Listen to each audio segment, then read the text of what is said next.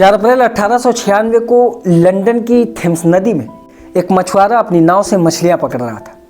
वो अपने जाल को थेम्स नदी में जब फेंकता है और उसके बाद खींचता है तो उसमें मछलियों के साथ एक पैकेट निकलता है।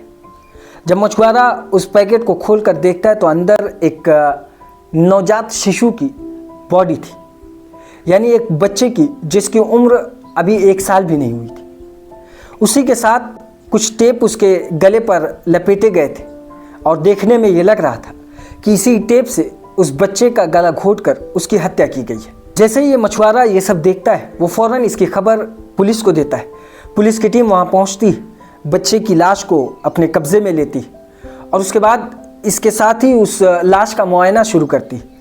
जब पुलिस की टीम मुआयना करती है तो उस पैकेट में, जिस पैकेट में इस नवजात शिशु की लाश थी, उसी में कुछ पेपर भी थे और ये पेपर जो था वो इस बच्चे से रिलेटेड था और इसी के साथ उस पर एक एड्रेस लिखा हुआ था। पुलिस को जैसे ही वो एड्रेस दिखता है वो फ़ौरन उस एड्रेस पर छापा मारते हैं। जब वो उस एड्रेस पे जाते हैं तो देखते हैं कि ये एड्रेस एक महिला का है, जिस महिला का नाम अमेलिया है। अमेलिया के घर में पुलिस की टीम जाती है। अंदर जाती है तो उन्हें एक इंसानी शरीर की सड़ने की बदबू आती है। जिसके बाद फिर वो और घर में इधर उधर छानबीन करते हैं तो देखते हैं कि अंदर से वही टेप जो कि इस नवजात शिशु के गले पर लपेटा गया था वहाँ पर मौजूद है। इसके अलावा बच्चों के कुछ कपड़े हैं जिनका ढेर लगा हुआ है। ये देखने के बाद पुलिस इसके पीछे का पूरा जो सीन था वो समझने की कोशिश करने लगती। वो फ़ौरन अमेलिया को अपनी हिरासत में लेती और उससे पूछताछ शुरू करती। पूछताछ में अमेलिया इसके पीछे की सारी कहानी सुनाना शुरू करती। लेकिन कहानी से पहले आपको इसके पीछे का सीन समझना ज़रूरी होगा। होता क्या है कि असल में 1896 में जो बेबी फार्मर्स होते हैं, यानी बेबी फार्मिंग का जो सिलसिला होता है वो ब्रिटेन में काफ़ी उरूज पे होता है। यानी पेरेंट्स अपने बच्चों को बेबी फार्मर्स के हवाले कर देते। वो उनकी कुछ घंटों तक, यानी पूरे दिन तक या 12 घंटों तक, जब तक पेरेंट्स ऑफिस में या किसी जगह पर काम करने गए हो तो उनकी देखभाल करते थे। जब पेरेंट्स काम से वापस आते तो वो अपने बच्चों को अपने साथ लेकर चले जाते थे। लेकिन कुछ बेबी फार्मर्स ऐसे भी थे जो हमेशा के लिए बच्चों की फार्मिंग करते थे, यानी पेरेंट्स उनको अपने बच्चे सौंप देते थे जिनका वो बेबी फार्मर्स ख्याल रखते थे, या फिर जो कोई ऐसा जोड़ा होता था जिनके पास कोई बच्चे नहीं होते थे वो उनके हवाले कर दिया करते थे। ये एक पूरा सीन था इस केस के पीछे का। इसी तरीके से जो अमेलिया थी, जब वो अपनी कहानी शुरू करती वो बताती है कि उसकी पैदाइश 1837 में होती। वो अपने 5 भाई और बहनों में सबसे छोटी थी। उसकी जो माँ थी उसका दिमागी तवाज़ुन, यानी वो दिमाग से ठीक नहीं थी, यही अपनी माँ का ख्याल रखती थी। लेकिन 1848 में उसकी माँ की मौत हो जाती है। जिसके बाद 1861 में जब अमेलिया 24 साल की हो जाती तो वो एक जॉर्ज थॉमस नाम के व्यक्ति के साथ शादी कर लेती। जॉर्ज थॉमस की जो उम्र थी वो 48 साल थी, लेकिन जो शादी का सर्टिफिकेट था उसमें इन दोनों ने अपनी उम्र को मैनेज किया था। शादी के बाद अमेलिया नर्सिंग का कोर्स करती है। नर्सिंग का कोर्स करने के बाद उसको नौकरी भी मिल जाती है। वो एक हॉस्पिटल में नर्स के तौर पर काम करने लगती है। इसी दौरान उसका एक बच्चा भी पैदा होता है जो कि बेटी होती है। बेटी को वो टाइम नहीं दे पा रही थी, इस कारण से वो हॉस्पिटल की नौकरी को छोड़ देती। हॉस्पिटल से नौकरी छोड़ने के बाद अमेलिया अब अपने बच्चे को टाइम दे रही थी।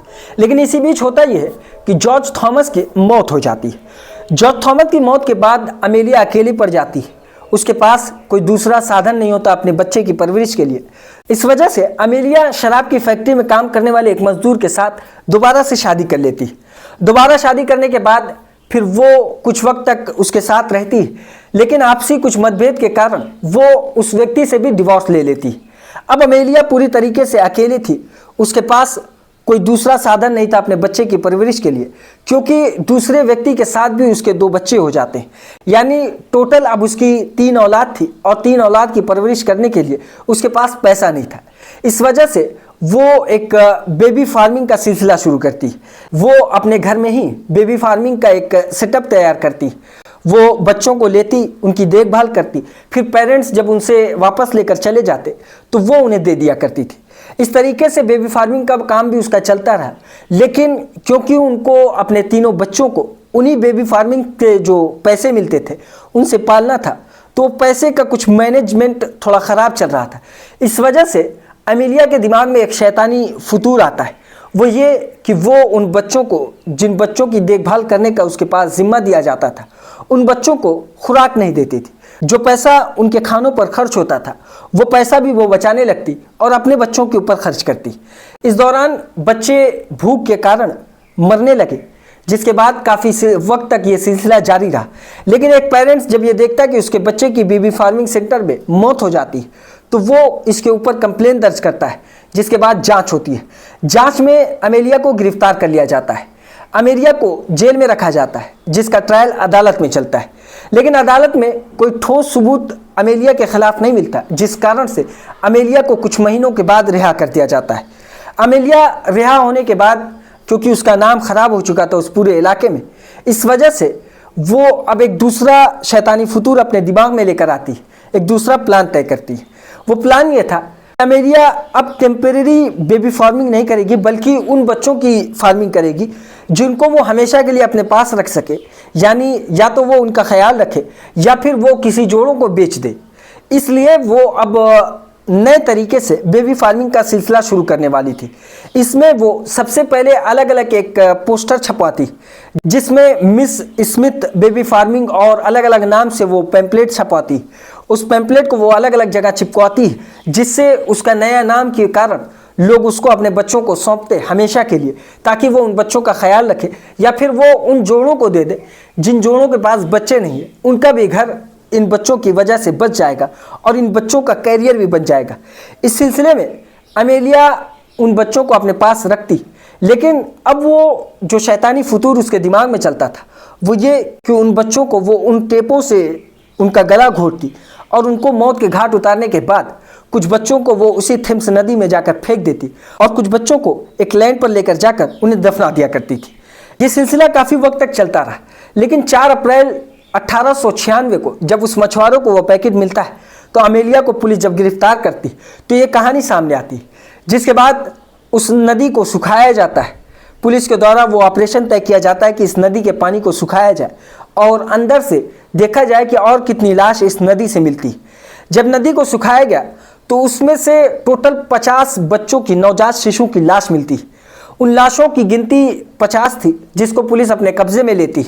इसके अलावा जो अमेलिया थी, जब उससे पूछा जाता है कि और कितने लोगों की उसने हत्या की, तो इसमें उसका जो जवाब था वो ये कि उसे याद नहीं कि उसने कितने बच्चों की हत्या की। पुलिस के मुताबिक ये जो गिनती जाती वो 400 से भी ज़्यादा बच्चों की जाती, यानी अमेलिया ने अब तक 400 से ज़्यादा बच्चों की हत्या कर रखी। और हत्या सिर्फ उन पैसों को बचाना जो उन बच्चों पर खर्च होते थे। ये पूरा एक सिलसिला चलता रहा, जिसके बाद अदालत में अमेलिया डायर का ट्रायल चलता है।